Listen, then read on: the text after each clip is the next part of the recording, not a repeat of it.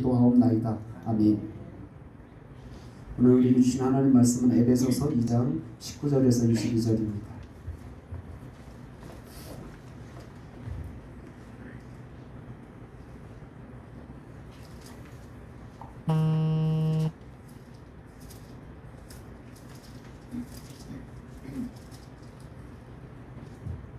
에베소서 2장 19절에서 22절 말씀 한 목소리로 같이 봉독합니다. 그러므로 이제부터 너희는 외인도 아니요 나그네도 아니요 오직 성도들과 동일한 시민이요 하나님의 권속이라. 너희는 사도들과 선지자들의 털 위에 세우심을 입은 자라. 그리스도 예수께서 친히 모퉁이돌이 되셨느니라. 그의 안에서 건물마다 서로 연결하여 주 안에서 성전이 되어가고 너희도 성령 안에서 하나님이 거하실 처소가 되기 위하여 그리스도 예수 안에서 함께 지어져 가느니라. 아멘. 이 시간 찬양대의 찬양을 하나님께 올려드립니다.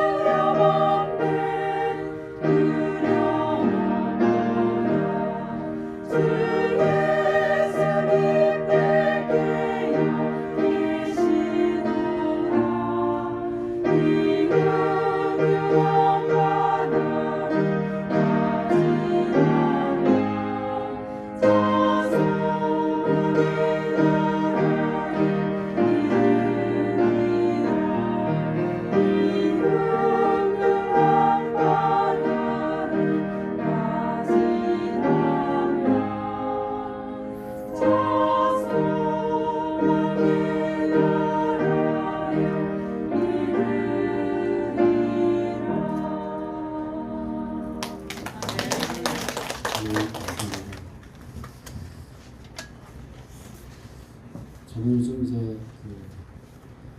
물론 이제 모든 찬양이 다 좋지만 그래서 찬송가에 그래서 많이 빠져 있어요. 찬송가는 음은 이렇게 요즘 CCM 같은 찬양은 박자 감각을 굉장히 맞추기 어려워요. 그래서 저도 뭐 이렇게 많이 듣고 연습해도 박자를 자꾸 잘 못 맞추고 그러는데 찬송가는 그거에 비해서 박자가 이렇게 단조로워요. 근데 뭐라 그럴까요? 그 맛이 좀 이게 이쪽 CCM 찬송가는 찬양은 그 맛은 톡 튀고 이렇게 좀 자극적인데 금방 질려요. 그런데 찬송가는 계속 먹어도 안 질려요. 이게 담백한 맛이라고 할까요? 그런 맛이 이제 제가 나이가 좀 들으니까 이제 맛을 좀 느끼는 것 같아요. 그래서 찬송가를 찬양대가 지금 뭐 다 못하시니까 찬양을 좀 이렇게 안 불렀던 찬양. 제가 요번 주에는 238장 그 찬양이 이렇게 계속 제가 생각을 들어요. 가사도 어떨 때 이렇게 계속 들으니까 가사도 너무 좋고, 왜냐면 이렇게 기도하면서 이 찬양 다른 곳이도 마찬가지지만 기도 많이 하던 그 영성가들이 주로 이렇게 찬양시를 줬기 때문에 가사를 이렇게 묵상하면 굉장히 이렇게 깊고 마음에 와닿는 것이 이렇게 있는 것 같아요. 그래서 신청곡 238장 해주면 감사하고 안 해줘도 할 수 없고 그래서 이렇게 찬양대에서 이렇게 안 부르던 찬양 있잖아요. 이렇게 저는 요즘 이제 그런 거 찾아내는데, 왜냐면 늘 이렇게 제가 이렇게 생각해봤어요. 한 700~800장 되는 찬송가를 평생 동안 부르던 거 맨날 이렇게 한 20~30곡만 이렇게 계속 반복적으로 그래서 어느 날 이렇게 찬송가를 보니까 야, 이거 죽을 때까지 한 번도 못 부르고 가는 찬양이 너무 많겠다라고 생각해서 요즘은 이제 이렇게 차곡차곡 안 불렀던 찬양 중에서 이렇게 곡조나 내용, 가사나 이런 내용이 좋으면 계속 들으면 익숙해지잖아요. 그래서 제가 이제 그렇게 요즘 이제 맛을 보고 있는데, 찬양대에서 그렇게 안 부르던 찬양을 좀 이렇게 소개해 주시면 성도들도 또 새로운 찬양을 통해서 하나님을 만날 수 있는 그런 기회가 되리라고 믿습니다. 아멘. 그 어느 교회 그 고집사가 다니는 교회에 사랑방 모임에 아주 친목이 잘 이루어지는, 뭐 이렇게 교회도 사랑방이 있지만 사랑방 모임 중에서도 잘 되는 사랑방이 있어요. 모이면 아주 즐겁고 잘 안 움직이고 안 갈라내고 친목이 잘 되는, 모임이 잘 되는 그런 사랑방이 있지요. 이제 새로 부임한 목사님이 그 사랑방을 순회하면서 이제 예배 드리게 되는데, 뭐 따로 신방할 시간이 없으니까 이제 그 구역에 그 사랑방에 이제 예배를 드리기 위해서 갔는데, 이제 예배도 드리고 식사도 하고 그리고 이제 웬만큼 교제도 나눴는데 이 목원들이 일어날 생각을 하지 않는 거예요. 가만히 앉아 있는 거예요. 그래서 목사님이 스스로 속으로 생각, 야, 이게 역시 소문대로 이 고집산의 사랑방은 정말 친목이 잘 되는구나, 교제가 잘 되는구나 하고, 이렇게 어떻게 보면 이렇게 벌써 예배 마치고 밥 먹고 이렇게 2시간이 지났는데도 갈 생각도 안 하고 이렇게 앉아 있는가 생각을 하고 이렇게 감탄하고 있는데, 잠시 후에 목원들이 목사님 눈치를 슬슬 살피더니 이렇게 얘기하는 거예요. 실은요 목사님, 저희들이 사랑방 모임을 마치면 친목을 위해서 고스톱을 치거든요. 뭐 다른 뜻이 있는 건 아니고요. 그저 친목 차원이니까 목사님이 좀 이해해 주셨으면 좋겠어요. 라고 이제 이렇게 얘기를 하는 거예요. 그랬더니 목사님이 그래요. 그렇다면 그 좋은 친목을 하시는데 그냥 할 수 있나요? 제가 기도하지요. 이제 그랬더니 모두 앉아 뭐 기도까지 하시냐고. 그래서 이렇게 하는데 벌써 목사님 기도가 시작됐어요. 하나님, 우리 사랑방에도 온 국민의 오락으로 친목하게 하시니 감사합니다.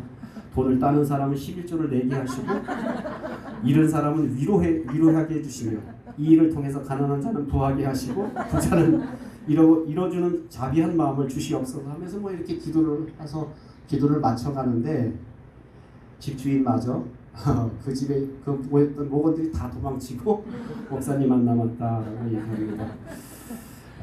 우리가 놀이를 하는 것도 하나님 자녀다운 놀이를 해야 되겠지요. 매사에 이게 기도할 만한 가치가 있는가를 한번 생각해 보시면 돼요.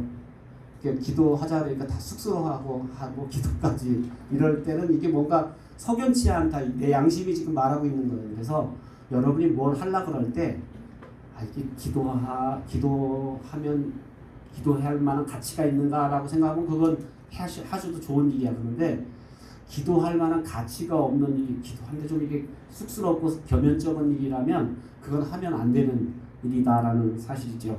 그래서 특별히 우리가 그럴 가치도 없는 일에 우리가 인생을 살아가면서 저는 이 코로나 위기를 맞으면서 너무 엉뚱한 것에 그럴 만한 가치가 없는 일에 우리가 너무 마음도 뺏기고 물질도 뺏기고 정성도 뺏기고 그렇게 다 뺏기고 살다 보니까 이젠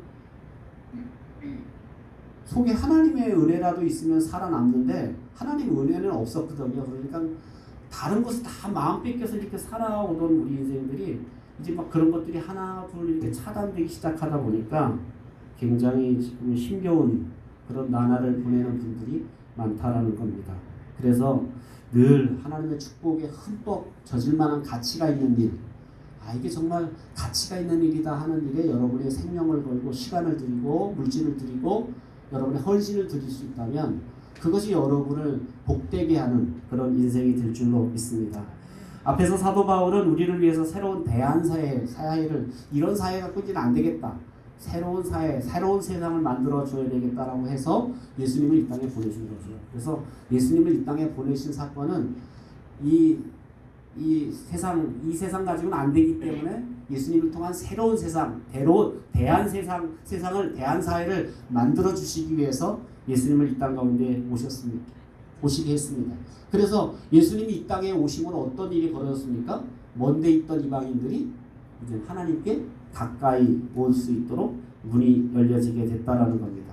그러면서 이런 일을 하신 일을 이제 한 단계씩 설명해 주게 되죠. 서로 갈라놓은 계명의 율법을 다 하셨고, 그리고 이제 둘이 아니라 새로운 하나가 되게 하셨고, 그리고 우리 모두가 다 하나님과 화목할 수 있는 그런 관계를 맞게 하셨다라는 겁니다. 그러면서 19절 들어가면서 첫 번째 접속사가 뭐죠? 그러므로 따라합시다. 이 그러므로라는 말은 무슨 접속사죠? 이거 어떨 때 그러므로 그러죠? 어떨 때 그러므로를 쓰죠? 의성아, 그러므로 언제 쓰지? 응? 결과 맞아. 역시 고등학생이 달라요. 네.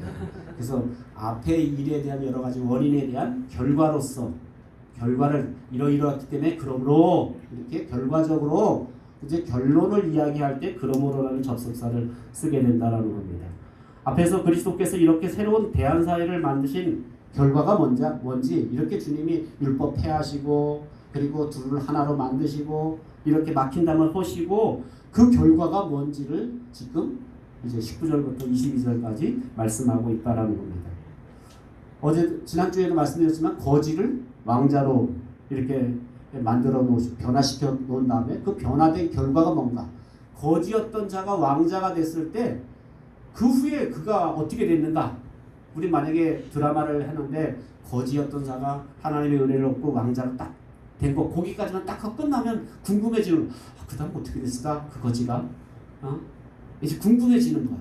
지금 바울도 우리가 거지 같았던 우리 인생이 이제 하나님 나라의 왕자가 되고 하나님의 자녀가 됐어. 이렇게 변화됐어 신분이. 그런 다음에 우리가 어떻게 됐는지 어떤 결과적인 삶을 살게 됐는지를 설명해 주기 위해서 우리의 변화된 지위가 뭐고 또 어떤 특권이 우리에게 주어져서 우리가 새롭고 풍성한 삶을 살게 되었는지에 대해서 설명해 주려고 한다라는 겁니다. 그런데 바울이 아주 익숙한 그 당시 사람들은 아주 익숙한 그런 세 가지 모델을 통해서 소개해 주고 있습니다. 새로운 대한공동체인 교회는 이와 같다라는 거예요. 첫 번째로는 유대인과 이방인들이 함께 어우러져 사는 하나님의 나라. 우리가 하나님 나라의 시민권을 갖게 됐다라는 거예요. 두 번째로는 이렇게 이방인과 유대인들이 함께 하나님의 가족을 이루게 됐다는 거예요. 세 번째로는 이방인과 유대인들이 이제는 하나님의 성전으로 서로 지어져 가게 됐다라는 것을 말씀해 주고 있습니다. 사도 바울은 예수님을 만나기 전에, 예수님 안에 들어오기 전에 바울은 어떤 존재였습니까? 바울은 예수님 안에 들어오기 전에 어떤 사람이었어요? 예수님을 핍박하고 예수님을 잔해하는, 교회를 잔해하는 그런 자였다라는 겁니다. 교회 파괴자였어요. 그러던 그가 예수님 안에 들어와서 교회를 알게 된 거예요. 생각해보세요. 완전 180도 바뀌었잖아요. 예수님 안에 오기 전, 예수 믿기 전에는 교회 핍박자고 교회를 잔해하던 자였는데 예수 믿고 나서 교회 안에 들어와 보니까 옛날에 알았던 교회하고 지금 들어와서 알게 된 교회가 다르게 느껴졌다라는 거예요. 뭐가 다른지 바울이 느낀 충격은 그러니까 굉장히 놀라운 충격이었다라는 겁니다. 그래서 새롭게 교회를 알고 난 다음에 이 교회라는 것이 그렇게 자기는 아무것도 모르고 교회를 핍박하고 교회를 파괴시키는 일에 앞장섰었는데 들어와 놓고 보니까 교회가 정말 엄청난 영광이 있고 이 교회에 엄청난 신비가 있더라는 겁니다. 그래서 에베소 1장에도 계속 바울이 강조하는 게 뭐냐면 에베소 교회에게 나는 너희들을 위해 기도한다. 너희들이 마음의 눈이 열어져서 이 하나님의 이 은혜가 얼마나 깊은지 그 능력이 얼마나 위대한지 그런 거 좀 이게 마음의 눈이 열려져서 좀 알기를 원한다라는 기도를 드리고 있는데 바울이 말하고 싶은 것은 여기 있습니다. 그러니까 바울이 정말 예수님 믿고 나서 교회 들어오고 보니까 교회를 핍박하고 때려부시던 그 자가 교회가 정말 얼마나 위대하고 얼마나 영광스러운지를 발견하게 되었다라는 겁니다. 그러면서 바울이 감격하면서 교회의 영광, 교회의 신비에 대해서 말하고 있는데 바울이 말하고 있는 교회의 신비 또 바울이 말하고 있는 교회의 영광이 바로 오늘 아까 바울이 말한 세 가지 하나님 나라의 시민 또 하나님의 가족이 된 것 또 교회는 하나님의 성전으로 지어져 간다는 이 사실을 깨닫고 발견하게 됐다는 겁니다. 첫 번째로 교회는 하나님 나라의 시민입니다. 우리 2장 19절 말씀 같이 읽겠습니다. 시작. 그러므로 이제부터 너희는 의인도 아니요 나그네도 아니요 오직 성도들과 동일한 시민이요 하나님의 은수입니다. 12절 보면 우리가 예수 믿기 전에는 이방인으로서 우리가 이방인들은 나라도 없고 시민권도 갖지 않은 외인들이었다. 그리고 이스라엘 나라 밖의 사람들이었다라고 이렇게 이야기합니다. 바울이 현재 교인들에게 왜 예수 믿기 전의 모습을 지금 이렇게 말하고 있느냐면 예수 믿기 전에 우리가 나라도 없었고 외인들이었고 그랬던 나그네였는데 이렇게 과거 예수 믿기 전에 예수님 알기 전의 모습을 이야기하게 됩니다. 지금 그 얘기는 뭐냐면 지금 교회에 와서 우리가 예배하고 하나님을 찬양하고 하나님 말씀을 듣는 것 이게 우리가 한참 오래 하다 보니까 그렇잖아요 여러분. 어릴 때부터 교회 다닌 분들은 수십 년 교회 다닌 분들은 늘 해왔던 거기 때문에 이게 별로 얼마나 놀라운지 얼마나 특권이 있는지 잘 몰라요. 그런데 이걸 예를 들면 강제적인 힘에 의해서 못하던 사람들이 예를 들면 저 공산권에 있는 북한에 있는 사람들이 예배를 못 드리던 사람들이 만약에 예배를 드리게 됐다면 이 예배의 영광은 이건 말로 할 수 없는 모습이다라는 거예요. 그래서 바울은 그러니까 더더군다나 이 예배를 방해하고 예배를 못하게 핍박하던 자가 교회 안에 들어와서 자기가 하나님을 예배하고 하나님을 찬양하고 하나님 말씀을 듣다 보니까 자기가 얼마나 이게 못된 짓을 했는지 그래서 자기를 뭐라 그래요? 죄인 중에 괴수라고 이렇게 말하는 이유는 뭐냐면 그런 자각증세가 났다는 거예요. 야, 내가 몰라도 너무 몰랐구나. 이게 얼마나 중요한지 이게 얼마나 대단한지 잘 몰랐구나. 우리도 어릴 때부터 신앙생활 하던 분들은 그냥 난 교회 나갈 마음이 없는데 엄마 아빠가 그냥 교회 나가라고 다그치니까 교회를 끌려 나오다시피 이렇게 끌려 나오다 보니까 이걸 내가 계속 이렇게 드려야 되는가? 그래서 마음속에 이제 자각증세가 일어나기 시작하면 무슨 생각을 하느냐면 애들이 종교에 자유가 있다는데 학교에서 늘 그렇게 가르치니까 종교에는 자유가 있다는데 왜 우리 집엔 자유가 없는 거야 하면서 막 이렇게 속에서 막 올라오기 시작하는 거예요. 그러다가 이제 애들이 고등학교 딱 졸업하면서부터 이제 슬슬 이제 고삐가 풀리기 시작하면서 고등학교 이런 애들은 고등학교 1, 2학년 때부터 벌써 이렇게 슬슬 풀리기 시작하면요 이게 얼마나 영광스럽고 얼마나 귀한지를 모르면서 사실 끌려 나오다시피 해서 강요된 믿음을 가졌기 때문에 사실은 그것을 아이들을 그제서 설득하고 그제서 우리가 이해시키려고 하니까 이제 더디고 늦게 되는 그런 모습을 우리는 보게 된다는 겁니다. 그러니까 지금 교회 나와서 바울이 예배를 드리고 하나님을 찬양하고 또 서로가 교제하는 것, 이런 것이 얼마나 엄청난 축복이고 엄청난 은혜인지를 깨닫고 발견하게 됐다라는 겁니다. 당시 당시 사회만 해도 이 하나님 앞에 나서 예배한다는 이방인들은 사실은 유대인들과 같이 예배한다는 건 이건 꿈도 꾸지 못하는 일이에요. 왜 그랬을까요? 유대인들이 이방인들을 뭐 취급했어요? 사람 취급을 하지 않았어요. 개만도 못하게 여겼어요.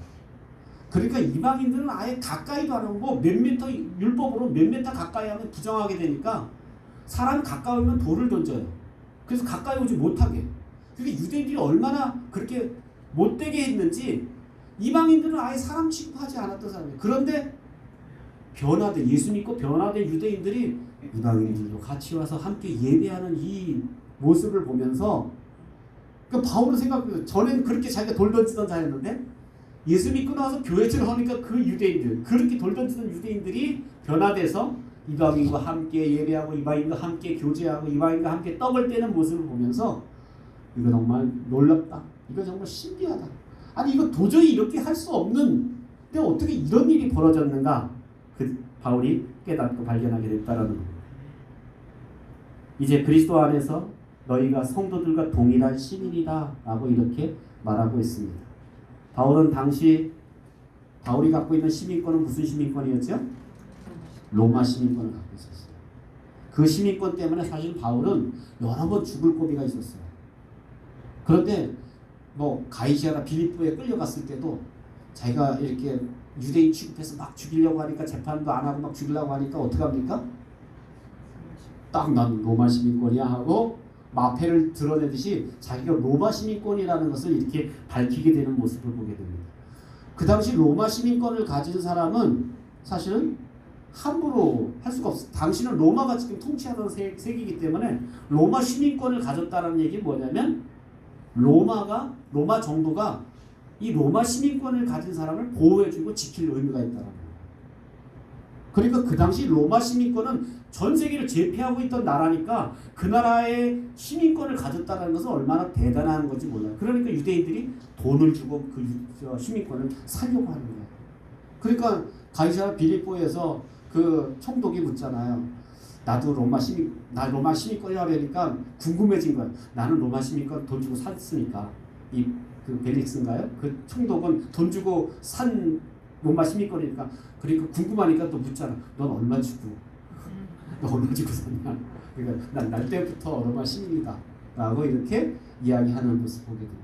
그러니까 그 당시 로마 시민권이라고 하는 것은 그만큼 파워가 있고 권력이 있었다라는 특권이 있었다는 걸 알고 있어요. 그런 바울이 교회를 들어오고 나와 보니까 그 세상의 시시한 나라인 그 로마보다 더 강력한 하나님 나라에 우리가 시민권이구나라는 사실을 깨닫게 됐다는 거예요. 그래서 뭐라고 이야기합니까? 너희가 성도들과 동일한 하나님 나라의 시민권을 가졌다는 거예요. 그러니까 로마 시민권을 가졌던 바울, 이것도 대단한데 교회 들어오니까 우리는 무슨 시민권이 있어? 하나님 나라 시민권이 있어. 로마 시민권을 가졌을 때 누가 지켜줘? 로마 정부가 지켜줬는데 하나님 나라 시민권을 가졌으니까 누가 지켜줘요? 하나님이 지켜줘요. 하나님이 지키시고 하나님 보호하시고. 바울은 그걸 경험했어요. 수없는 죽음의 고비, 죽음의 위기가 있었지만 자신이 하나님 나라의 시민권을 가진 자였기 때문에 하나님이 자기를 지켜주시고 인도해 주시는 것을 경험하게 됐다는 거예요. 그러니까 바울은 지금 로마 시민권을 더 좋아했을까요? 하나님 나라 시민권을 더 좋아했을까요? 그렇죠. 그러니까 바울은 지금 자기가 교회 들어오고 보니까 로마 시민권 이거 아무것도 아니야. 나는 지금 우리는 하나님 나라의 시민권이야 라는 것을 기뻐하고 자랑하게 된다는 겁니다. 세상적으로도 나라가 얼마나 부강하고 잘 사느냐에 따라서 그 나라의 시민권을 갖는다라는 것은 그만한 특권이 따릅니다. 옛날에 요즘은 안 그렇지만 그 옛날에 한동안 우리 돈 있는 분들이 이렇게 출산을 앞두어서 한 임신 8개월, 9개월쯤 됐을 때 미국으로 갑니다. 그래서 미국에 가서 아이를 낳아요. 그러면 미국 아이가 어디 시민권이 나올까요? 미국 시민권이 나와요. 미국에서 태어나면 미국 시민권이 나와요. 근데 미국에 가서 아이를 낳으려는데 얼마쯤 돈이 들까요? 수천만 원이 든다 그래요. 뭐 2천만, 내가 그 당시만 해도 2천만 원, 3천만 원이 든다 그래요. 병원비가 높으니까. 의료제도가 우리 한국 사람 못 사용하니까 그 엄청난 돈을 들여서 가면, 그러니까 뭐 거기서 치료비까지 하면 수천만 원을 들여서 원정 출산하는 이유가 뭐예요? 한 가지, 미국 시민권. 왜? 미국 시민권을 가지면 그만한 뭐가 있어? 특권이 있기 때문에. 특권. 제 친구가 그 카나다에 가서 이제 카나다 시민권을 얻게 됐는데, 그러니까 그 얘기를 하죠. 이제 처음에 이제 공부하러 갔는데 아이가 셋이었어요. 근데 세 아이의 양육비, 카나다에서 나오는 양육비를 받아갖고 학비도 하고 생활비도 했다고 그래요. 이해가 되시죠? 그러니까 그만큼 이제 나라가 잘 사니까 시민권이 있는 사람에게는 그만한 특권이 있다는 거예요. 그리고 여러분 보세요. 한국 사람도 이제 미국 가서 시민권 가진 사람이 저 북한에 들어갔어요. 잡혔어요. 누가 거기 가요? 뭐 현직 대통령은 안 가더라도 전직 대통령 뭐 카터나 이런 사람들이 가서 그 사람들 들고 나오잖아요. 타협해서 자기 시민이기 때문에 자기들이. 그러니까 뭐 미국 시민권자가 뭐 저희 아프가니스탄 같은 데 이렇게 사로잡히면요, 그 군대 그 나이언 일병 구하기처럼 엄청난 군대를 보내서라도 그 한 사람을 찾아 나옵니다.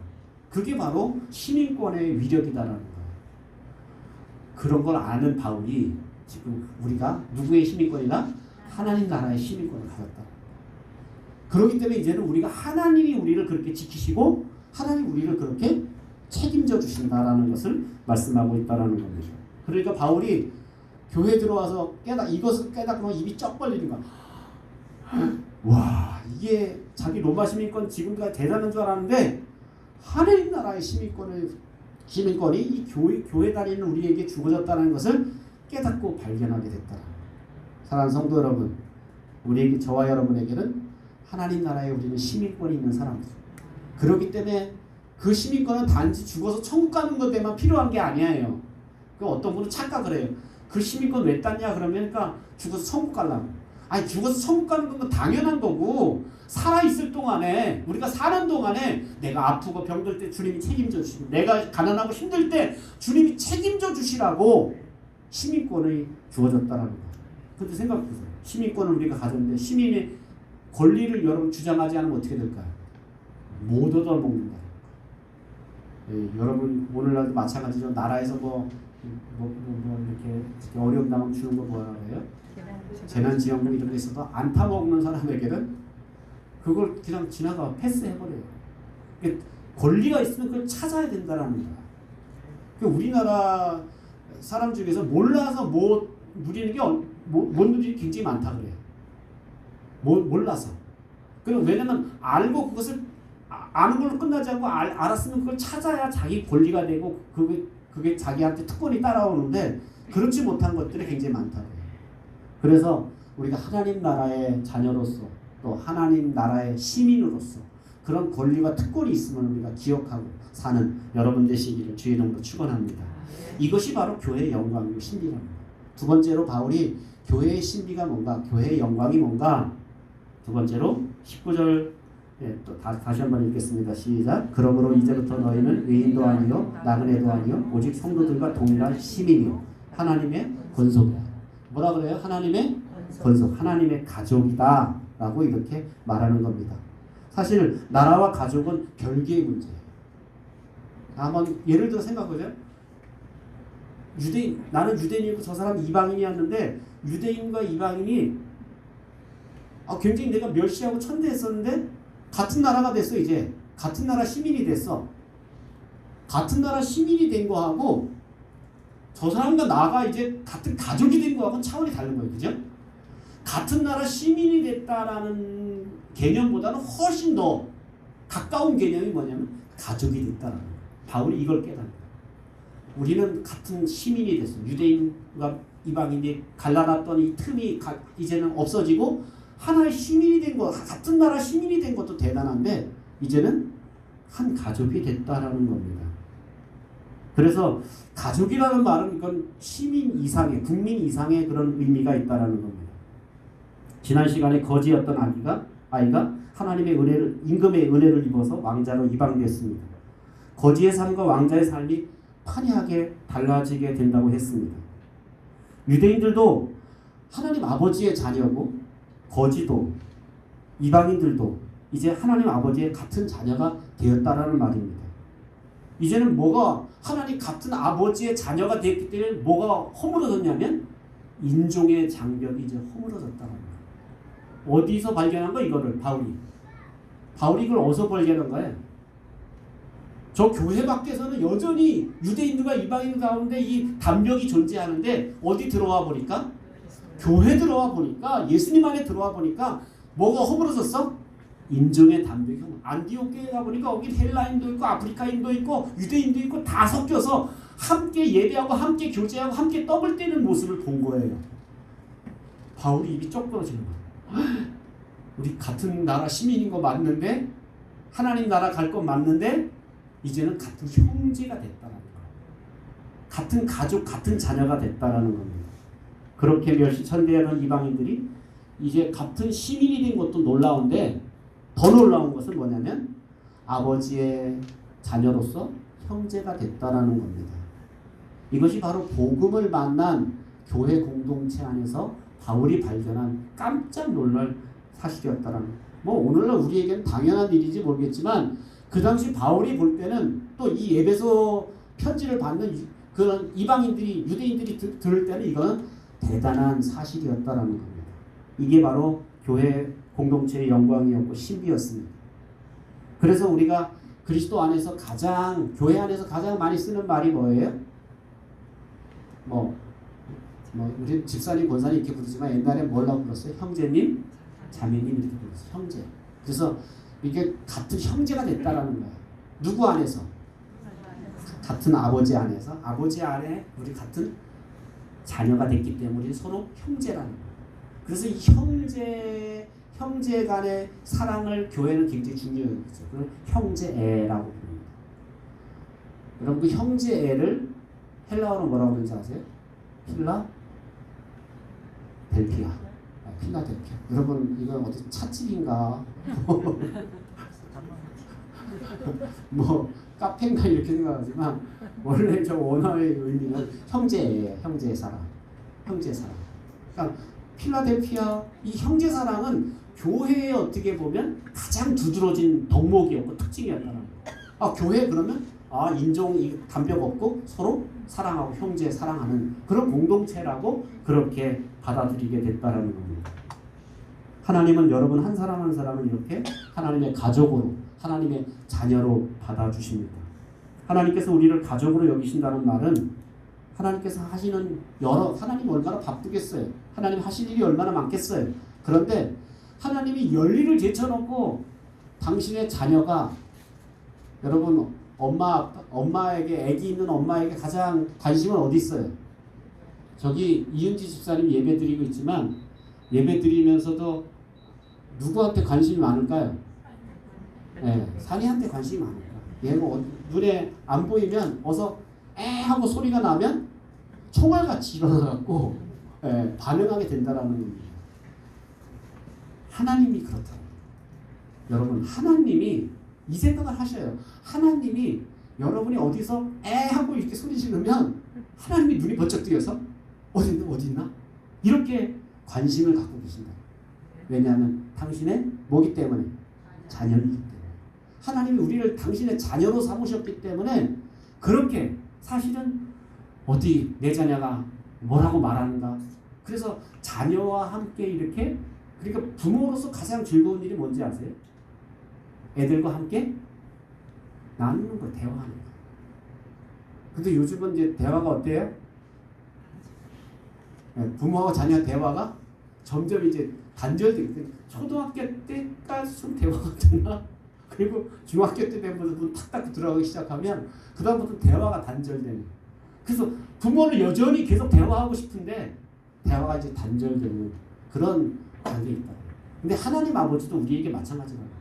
당신의 자녀들이 기도하는 일에 집중하고 계시고 뭐라고 기도하는가, 뭐라고 지금 나한테 간구하는가, 뭐라고 나에게 도움을 요청하는가 주님은 지금 듣고 싶어 하신다는 거예요. 근데 철이 안 든 우리들은 하나님 아버지 마음 잘 모르니까. 그러니까 여러분이 부모가 돼봤으니까, 부모가 돼본 사람은 적어도 그 철이 들어야 돼. 아, 내가 이렇게 우리 애들하고 대화하기 원하는 것처럼 하나님도 우리와 이렇게 대화하기 원하시는구나. 그래서 하나님이 나와 좀 대화하고 요청하는데 자꾸 사인을 보냈는데도 여러분은 자꾸 마음을 닫고 아, 저 힘들어요, 피곤해요, 싫어요 하고 이렇게 칭칭대지 말고 하나님께 좀 하나님 대화하자고 하면, 예, 하나님 나 이렇게 사실 요즘 너무 이게 힘들어요. 하나님 이 힘들 때 어떻게 했으면 좋겠어요 하고 하나님과 좀 이렇게 교제하고 대화하는 여러분 되시기를 주님의 이름으로 축원합니다. 아무리 무뚝뚝한 남자, 우리나라 뭐 유교적인 그리고 아주 무뚝뚝한 A형 같은 남자들, 저도 A형인데 굉장히 무뚝뚝하고 참 대화하는 게 다소곳하지 못하고 그런데 이 무뚝뚝한 남자, 그런 남자들이 50대 60대가 지나면 어떨까요? 더 무뚝뚝해져요. 더 과묵해져요. 제가 느껴요. 그런데 이런 무뚝뚝한 남자들도 어떤 때 마음이 뺏겨요? 있을 텐데. 손주 손녀들이 와서 재롱 피우는 거 보면 평생 웃는 걸 못 봤던 남자들인데 그 앞에서 웃어요. 그 앞에서 얘기를 해요. 아, 뭐 이렇게 해서 그 애들 앞에 오히려 또 재롱도 피울 때도 있어요. 그 무뚝뚝한 사람들. 그게 바로 아버지의 마음이다. 하나님 아버지가, 근데 하나님 아버지는 무뚝뚝한 아버지가 아니라 하나님 다정한 아버지야. 그리고 우리를, 그러니까 생각하세요. 그래서 뭐 어떤 분들이 그러더라고요. 나한테 그러더라고요. 손자를 아직 안 본 사람은 인생을 원하지 말라고. 그래서 금을 긋더라고요. 그래서 저긴 뭐야. 그래서 그런데 또 뭐 딴 세계가 있는가 봐요. 하여튼. 그런데 맨날 뭐 나는 별거 아닌데 그 영상 그냥 찍어갖고 그걸 보여주고 그러는데 보여주니까 보긴 하는데 근데 신기해요. 그걸 계속 이제 보여주고 그래요. 내가 그래서 가만히 생각해 보면 하나님이 우리를 보실 때 저러지 않을까. 하나님이 스바냐 3장 16절 보면 우리를 보면서 잠잠히 기쁨을 이기지 못하시며 막 예뻐서 죽겠는 거야. 하나님 우리의 모습을 볼 때 이뻐서 죽겠어서 정말 몸둘 바를 몰라 하시는 그런 하나님 아버지의 모습을 우리가 생각한다면, 그렇지, 내가 고집 피우지 말고 하나님 앞에 엎드려야지, 하나님과 대화해야지, 하나님과 교제해야지. 제가 사실은 우리가 코로나 때문에 우리가 많이 바뀌잖아요. 사실 저도 굉장히 사실은 코로나 전에 해보지 못했던 걸 요즘 해요. 제가 뭐 영상 찍지요, 또 영상 찍은 걸 편집해지요. 그 편집한 걸 또 이렇게 요즘은 카톡 있어서 카톡 다 보내주지요. 그래서 옛날보다 사실은 코로나 핑계되지만 코로나 전보다 훨씬 말씀을 듣는 건 유익해요. 제가 그런 생각을 해요. 야, 이 코로나 때문에 정말 새벽기도 한 번도 사실 뭐 거리가 멀거나 뭐 생활 리듬 때문에 못 나오던 분들이, 제가 그래서 생각했어요. 제가 그걸 한 10분에 맞추려고 하는데 내가 말씀 읽고 말씀 설명하는 거 10분 정도 새벽 기도를 하는데 그걸 매일 영상을 찍어서 편집해서 내가 보내줘요. 그러면 제가 요즘 출근하는 사람들이 뭐 요즘 여기다 꼽는 것도 있고 뭐 차에다 설치할 수도 있으니까 운전하고 가면서 내가 하나님 말씀을 들으면서 하루를 시작할 수 있다는 거예요. 그러니까 우리가 요즘은 이제 핑계할 수가 없어. 조금만 노력하면 코로나 전보다 우리가 훨씬 더 신앙생활하기 좋은 콘텐츠가 자꾸 교회에서 자꾸 만들어지는 거야. 저도 안 하던 것을 이게 해보잖아요, 자꾸. 이게 왜냐하면 성도들 한 사람 한 사람이 말씀으로 사는 게 중요한데 말씀으로 살려고 하니까 뭐 교회 안 나오는 분들은 어떻게 해요? 그러니까 집에서라도 아니면 직장에 가면서라도 출근길이라도 하나님 말씀 들으라고 영상을 만들고 영상을 보내주고, 또 그것도 부족해서 제가 또 말씀을 요약해서 또 요약한 것까지 보내주게 됩니다. 그래서 우리가 조금만, 여러분 그런 생각을 하세요. 하나님과 내가 교제하는 것, 내가 조금만 관심을 가지면 코로나 핑계 될 게 아니라 코로나 때문에 예배 못 나고 코로나 때문에 내가 새벽기도 못하고 코로나 때문에 내가 코로나 핑계 이제 그만 대시고 코로나 때문에 오히려 훨씬 더 전보다 더 감사할 게 생겼어. 야, 코로나 전에는 이런 거 안 했는데 코로나 때는 교회 나가야 새벽기도에 내가 말씀을 들었는데 이제 코로나 때문에 교회 안 나가도 내가 하나님 말씀을 들을 수 있는 시대가 돼버렸다. 그러니까 여러분이 조금만 집중을 하고 하나님께 이 어려울 때, 이 점점 지금 황폐해져 가는 때에 내 정신을 차리고 신앙생활 해야지. 내가 마음을 바로 잡아야지. 하나님의 이 사인을 우리가 깨닫고 여러분이 하나님 앞에 말씀 앞에 서는 여러분 되시기를 주님의 이름으로 축원합니다. 세 번째로는 교회는 하나님의 성전으로 지어져 간다라고 말합니다. 20절 22절입니다. 시작. 너희는 사도들과 선지자의 터 위에 세우심을 입은 자라. 그리스도 예수께서 친히 모퉁이 돌이 되셨느니라. 그의 안에서 건물마다 서로 연결하여 주 안에서 성전이 되어가고 너희 성령 안에서 하나님의 것을 청소하기 위하여 그리스도 예수 안에서 함께 지어져 가느니라. 아멘. 바울은 이제 교회의 신비를 하나님이 거하시는 성전으로 묘사하게 됩니다. 본질적으로 교회는 건물이에요, 사람이에요? 교회는 건물이에요, 사람이에요? 사람이죠. 사람들이 예수 믿는 사람들이 모이는 회를 교회라고 해요. 건물은 뭐라고 해요? 예배당이라고 해요. 예배당이라고 해요. 그래서 천주교에서 성당이라고 하고 개신교에서 예배당이라고 해요. 그래서 예배당하고 교회는 달라요. 교회는 모이는 사람들의 모임이에요. 그런데 모이는 사람들의 모임이지만 이걸 건물로도 비유할 수 있더라는 거예요. 바울이 딱 보니까 이 건물의 성전을 생각해. 하나님의 성전, 성전은 어떤 곳이에요? 하나님이 거하시는 곳. 하나님이 거하시는 성전에 이 교회를 비유할 수 있겠다라는 겁니다. 바울이 그래서 먼저 이 성전이 지어질 성전 지으려면 먼저 뭐 해요? 터를 닦아야 돼. 터를 닦아. 그래서 터 얘기하는 거예요. 사도 바울이 이 성전이 지어질 터를 뭐라고 말해요? 사도들과 선지자의 터 위에 세워지며 그랬어요. 여러분, 건물을 잘 지으려면 터를 잘 닦아야 돼요. 그래서 마태복음 7장이죠. 산상수훈에 보면 예수님께서 반석 위에 지은 집과 모래 위에 지은 집을 비유하잖아요. 그래서 홍수가 나고 바람이 불고 창수가 나도 반석 위에 지은 집은 무너지지 않는다. 이런 말씀을 하면서 너희가 주의 뜻대로 행하는 자가 이와 같다라고 이렇게 말씀합니다. 그러면서 반석 위에 집을 지어야 된다라는 거예요. 그러면 교회라는 반석의 터는 뭘까요? 반석은 예수님을 상징하는데 예수님이라는 그 반석의 터는 어떤 터가 되냐면 사도들과 선지자의 터다라고 말합니다. 사도들과 선지자의 터. 따라서 사도들과 선지자의 터. 사도들은 어떤 시대 사람들이에요? 빨리 그냥 신약시대 사람.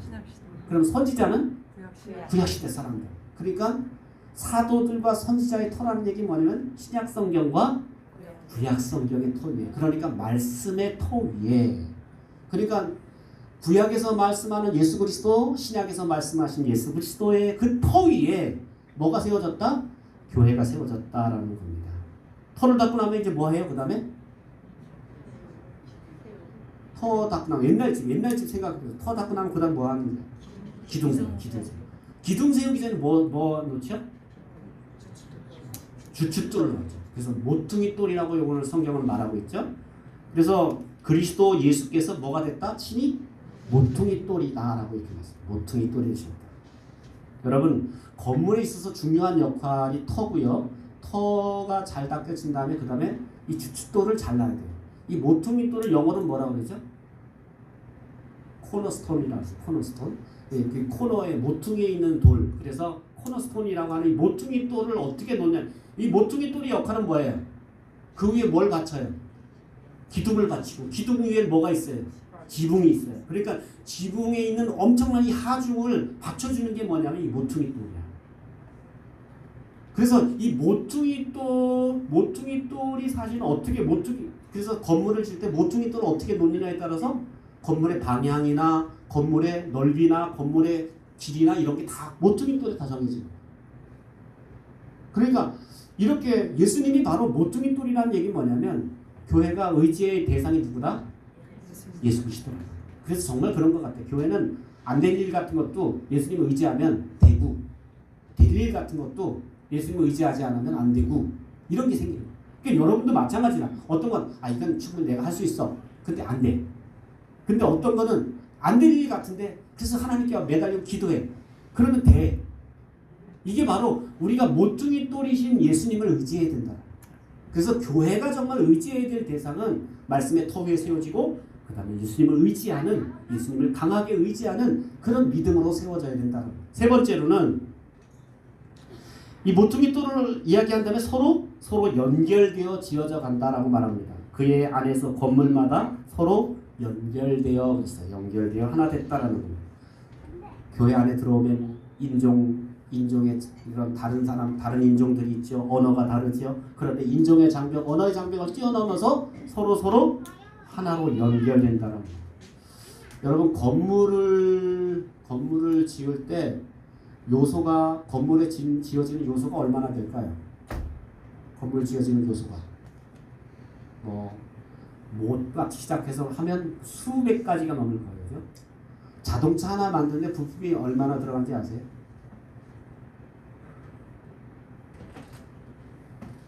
2만 가지인가 20만 가지인가 잘 생각이 안 나는데 하여튼 그래요. 그러니까 엄청나게 많아. 그 부품들이 다 어떻게 돼야 돼? 연결돼야지 따로따로 띄워져 있으면 안 된다고.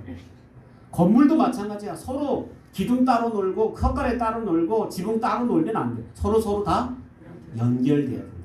이와 같이 교회 안에 있는 사람들 서로 따로 놀면 안 된다는 거야. 이게 교훈이야.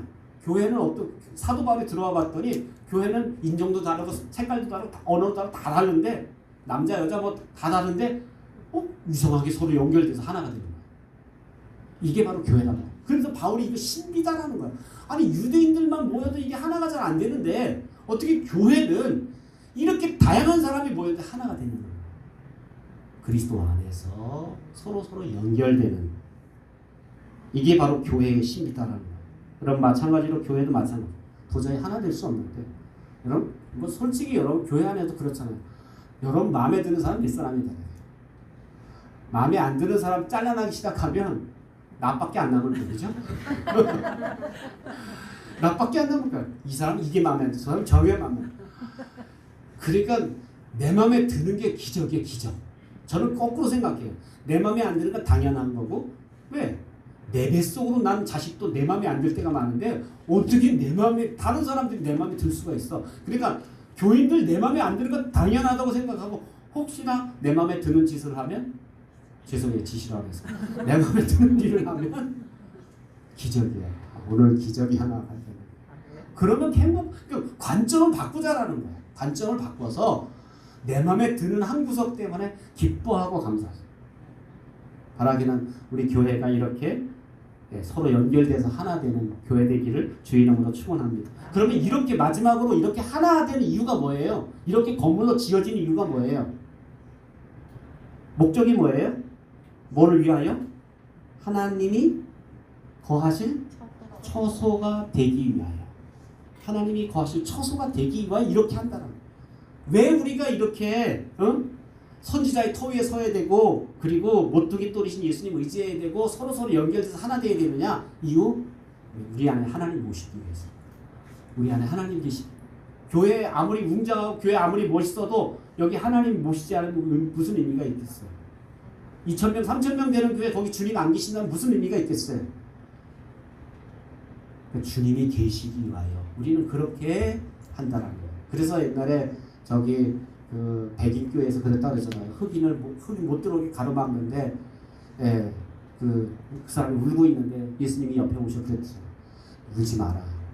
너만 이 교회 못 들어간 게 아니라 나도 못 들어갔다. 예수님 배제한 교회가 있을 수 있어요. 예수님 들어갈 틈이 없어.